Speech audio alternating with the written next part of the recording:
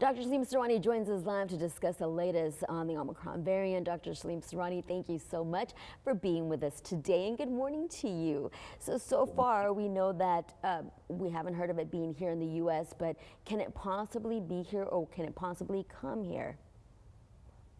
Good morning, Barbie. Glad to be here. I think in the previous segment we discussed about the Omicron variant, and we went into the very detail. The question is that whether it is in U.S. or not. The answer is very simple. It is. We have said that in Delta variant and all the other variants. The thing is that when the variant comes in the country, our genomic testing is not done that much. We rank 26 in the worldwide in the era of genomic testing. So it takes time for us to detect unless more and more cases comes in. So the question is that if it is in, more than likely it is in. If it is not in, it will be in. So the question is that it is not if, it is when. And that would be the most simple answer for you. So many questions, Dr. Sarwani, that can't be answered because we don't know a lot about this new variant. But when can we have some specific answers to these outstanding questions that a lot of us have? So good thing is that it shouldn't take too long. So anytime a variant comes in, or the mutations in the spike protein, what the company, the drug maker, and the vaccine maker does is they test those variants against the existing therapy or vaccine, and they try to see if those vaccines or therapies still hold. For vaccine, it's very simple because in the flu vaccine we have mastered that art because the flu virus keeps on changing and have a small mutation, and we adapt the vaccines according to that.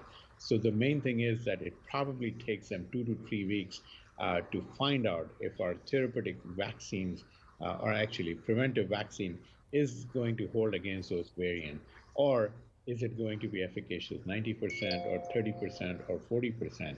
That would be the important thing. Once we get the result of that, and let's say if the vaccine is not holding that good, then they can prepare the new vaccine based on those variants and try to attack that within 6 weeks.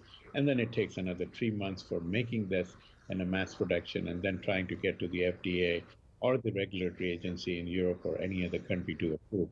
So that means it's 6 months away.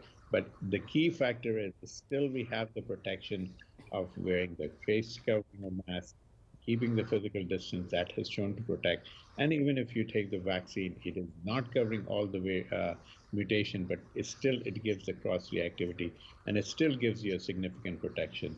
So the bottom line is go ahead and get vaccine, practice safe distancing and public health measure.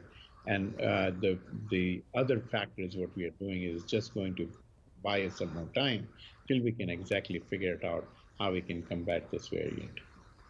Thank you, Dr. Sarwani. We just cannot let our guard down. We appreciate your time as always, and we look forward to having you on our newscast again. If you have a question for Dr. Sarwani, please send your questions to the number on the screen, 361-855-6397.